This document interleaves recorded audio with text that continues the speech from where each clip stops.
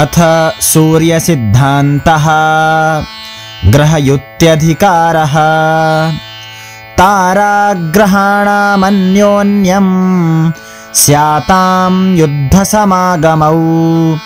समागमः शशाङ्केन सूर्येणास्तमनं सह शीघ्रे मन्दाधिकेतीतः संयोगो भवितान्यथा द्वयोः प्राज्ञायिनोरेवं वक्रिणोस्तु विपर्ययात् प्राज्ञायिन्यधिकेतीतो वक्रिणेष्यः समागमः ग्रहान्तरकलाः स्वस्व भुक्तिलिप्ता समाहताः भुक्त्यन्तरेण विभजेदनुलोमविलोमयोः द्वयोर्वक्रिण्यथैकस्मिन् भुक्तियोगेन भाजयेत् लब्धं लिप्तादिकं शोध्यं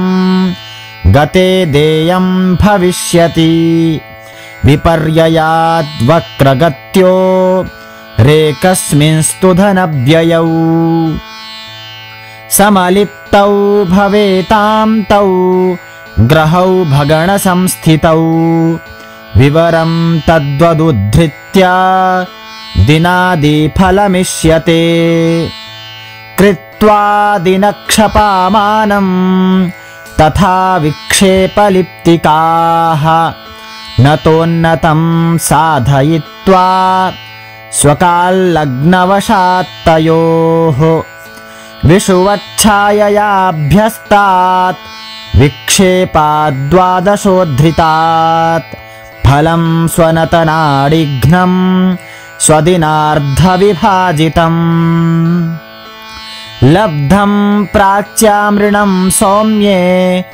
विक्षेपे पश्चिमे धनं दक्षिणे प्राक्कपाले स्वं पश्चिमे तु विपर्ययः सत्रिभग्रहजक्रान्ति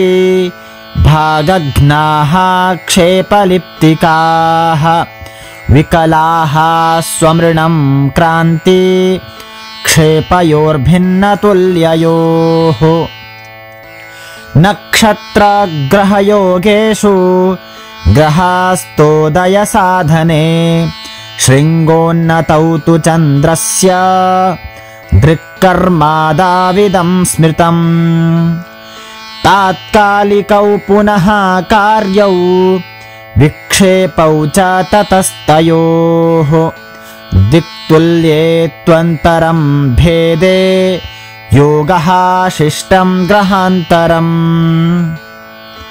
कुजार्किज्ञामरेज्यानां त्रिंशदर्धार्धवर्धिताः विष्कम्भाश्चन्द्रकक्षायां भृगोः षष्टिरुदाहृता त्रिचतुः कर्णयुत्याप्तास्ते द्विघ्नास्त्रिज्यया हताः स्फुटाः स्वकर्णास्तिथ्याप्ता भवेयुर्मानलिप्तिकाः छाया भूमौ विपर्यस्ते स्वच्छायाग्रे तु दर्शयेत् ग्रहः स्वदर्पणान्तःस्थः शङ्क्वग्रे सम्प्रदृश्यते पञ्चहस्तोच्छ्रितौ शङ्कु यथा दिग्भ्रमसंस्थितौ ग्रहान्तरेण विक्षिप्तावधो हस्तनिखातगौ छायाकर्णौ ततो दद्याच्छायाग्राच्छङ्कुमूर्धगौ छायाकर्णाग्रसंयोगे संस्थितस्य प्रदर्शयेत् स्वशङ्कुमूर्धगौ व्योम्नि ग्रहौ दृक्तुल्यतामितौ उल्लेखं तारकास्पर्शात् भेदे भेदः प्रकीर्त्यते युद्धमंशु विमर्दाख्यमंशु योगे परस्परम् अंशादूनेपसव्याख्यं युद्धमेकोत्र चेदणुः समागमोंशादधिके भवतश्चेद्बलान्वितौ अपसव्येजितौ युद्धे पिहितोऽणुरदीप्तिमान् रुक्षो विवर्णो विध्वस्तो विजितो दक्षिणाश्रितः